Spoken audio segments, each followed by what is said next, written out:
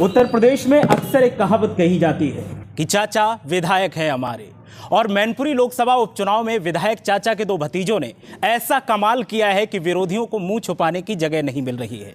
विरोधी जो दावे कर रहे थे उन दावों पर अब जवाब देते नहीं बन रहा है और विरोधी भागे भागे घूम रहे हैं। समाजवादी पार्टी जश्न मनाने में लगी हुई है।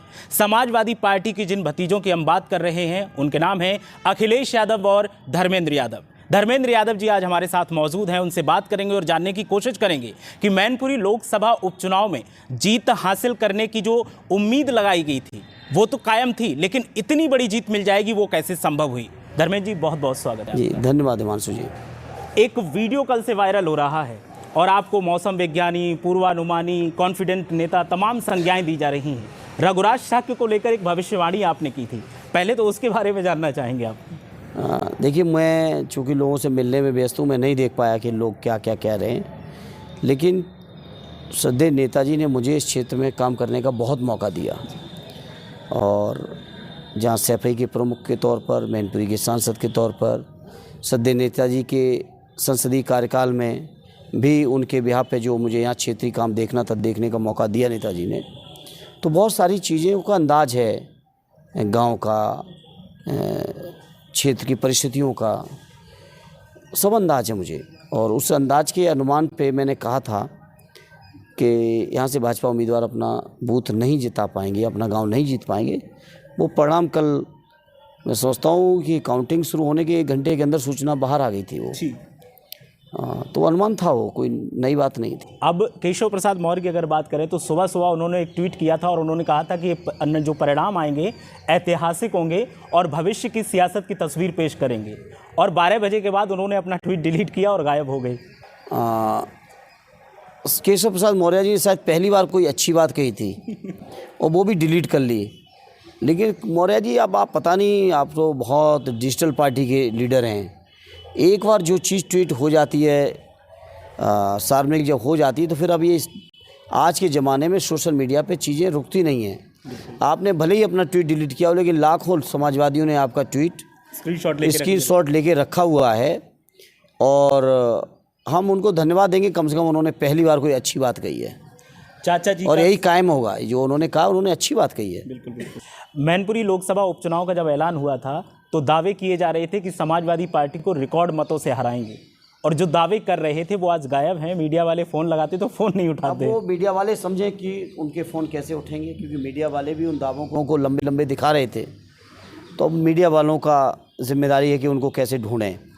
लेकिन जहाँ तक समाजवादी पार्टी का सवाल है, हम लोगों ने लगातार कहा कि मैनपुरी श्रद्धेय नेताजी की सरजमी है और नेताजी के डेथ के बाद का ये चुनाव है। लोग तहे दिल से नेताजी को श्रद्धांजलि देंगे और श्रद्धांजलि देने का जो तरीका और सलीका होगा, उस निश्चित तौर पे आदरणीय डिम्पल जी की जीत होगी। और ऐतिहासिक वोटों से उनको जिताया है जी। पोल्ड वोट का 2/3 से ज़्यादा वोट देके जिताया है। ऐतिहासिक जीत है। और जितने शब्दों में आभार व्यक्त किया जाए मैनपुरी वासियों का, मतदाताओं का, यहाँ के लोगों का, उतना कम है। क्योंकि ऐसा अनुमान बहुत कम लोगों को रहा होगा जी कि इतनी बड़ी जीत भी हो सकती है, और हुई है। उपचुनाव का जब ऐलान हुआ था तो दावा किया जा रहा था कि समाजवादी पार्टी टिक नहीं पाएगी क्योंकि चाचा जी अलग हैं और अखिलेश जी अलग हैं, और ऐसे में पार्टी के लिए 3 मोर्चों पर जूझने का मौका है। और समाजवादी पार्टी ने 3 मोर्चों पर लड़ाई लड़ी भी, एक प्रशासन से, एक बीजेपी से, और फिर आवाम को अपने पक्ष में लाने के लिए। कैसे ये संभव हुआ, किस तरीके से काम किया गया? ये बात जो लोग दावा कर रहे थे, उन लोगों को न तो नेताजी के और मैनपुरी के लोगों का रिश्तों का एहसास रहा होगा, ना आदरणीय अखिलेश यादव जी की नेतृत्व क्षमता का एहसास रहा होगा। अगर एहसास होता तो वो इस तरह के दावे नहीं करते।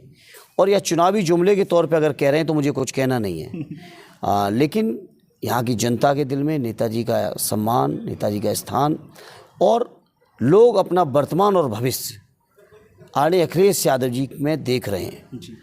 और स्वाभाविक तौर पे उनको आशीर्वाद स्वरूप, उनको सहयोग स्वरूप लोगों ने इतनी ऐतिहासिक जीत दी है जिसकी कल्पना शायद हम समाजवादी साथियों ने भी नहीं की थी।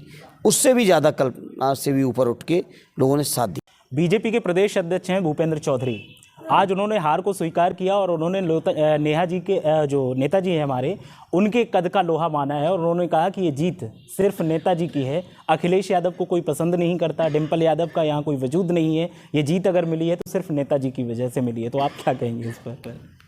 देखिए, सद्य नेताजी के बारे में तो जितने भी शब्द जो कह दें उनकी तारीफ में वो कम है, लेकिन साथ ही साथ मैंने आपसे कहा भी कि देश और प्रदेश के लोग समाजवादी पार्टी और आदरणीय अखिलेश यादव जी को अपने वर्तमान और भविष्य के तौर पे देख रहे हैं और अपने वर्तमान और भविष्य को सुरक्षित करने के लिए लोगों ने आदरणीय डिम्पल जी को ऐतिहासिक जीत दी है। अब वो अपने पुराने भाषण सुने। अगर वो नेताजी के इतने ही मुरीद थे भारतीय जनता पार्टी के लोग, तो नेताजी के अनुयायियों पर इतना अत्याचार क्यों? एक भी जिम्मेदार आदमी पूरे लोकसभा क्षेत्र मैनपुरी का, एक भी जिम्मेदार नेता, जिम्मेदार कार्यकर्ता अपने घरों में 10 दिन नहीं सो पाया है। 10 दिनों से वो अलग अलग घरों में कहीं छुप के काम कर रहे थे, कहीं बच के काम कर रहे थे। अगर नेताजी के इस प्रति इतना ही सम्मान का भाव था तो भाजपा सरकार में नेताजी के अनुयायियों पर इतना अत्याचार क्यों? इसका जवाब कौन देगा? हम लोग शुरू से कह रहे थे कि भारतीय जनता पार्टी की क्षमता नहीं है मैनपुरी में चुनाव लड़ने की, और यही बात है कि यहाँ के उनके तमाम पदाधिकारी अपने बूथ नहीं बचा पाए। यहाँ का चुनाव तो केवल प्रशासन लड़ रहा था भारतीय जनता पार्टी की ओर से, और आप पता करिए काउंटिंग में भारतीय जनता पार्टी के एजेंट तो 2 घंटे से ज़्यादा रुके ही नहीं। सुबह भी लेट पहुँचे और 2 घंटे के बाद सब गायब हो गए, क्योंकि चुनाव बीजेपी की तरफ से प्रशासन लड़ रहा था। तो ये चुनाव प्रशासन बनाम समाजवादी, प्रशासन बनाम मैनपुरी के जनमानस का चुनाव था।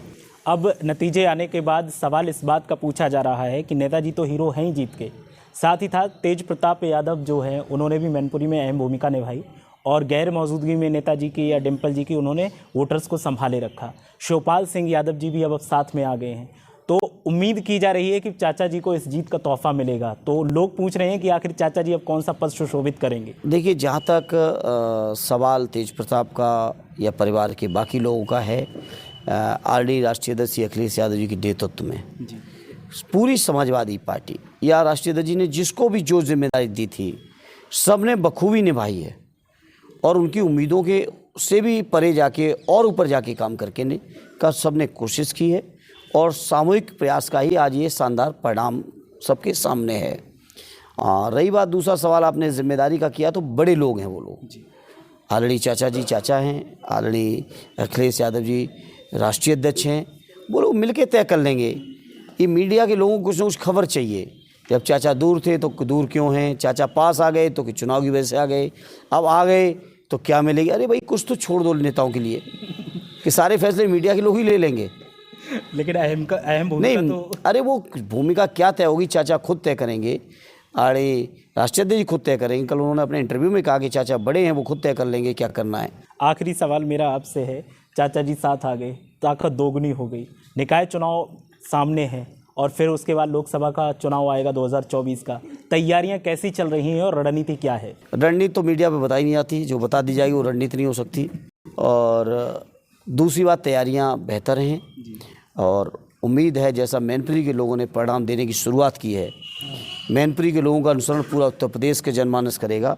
और ये जो भारतीय जनता पार्टी की महंगाई बढ़ाने वाली, बेरोजगारी बढ़ाने वाली, गरीबी बढ़ाने वाली जो सरकार है, किसानों का शोषण करने वाली जो सरकार है, इस सरकार को खाड़ फेंकने के लिए जनमानस मानसिक तौर पर तैयार हो गया है।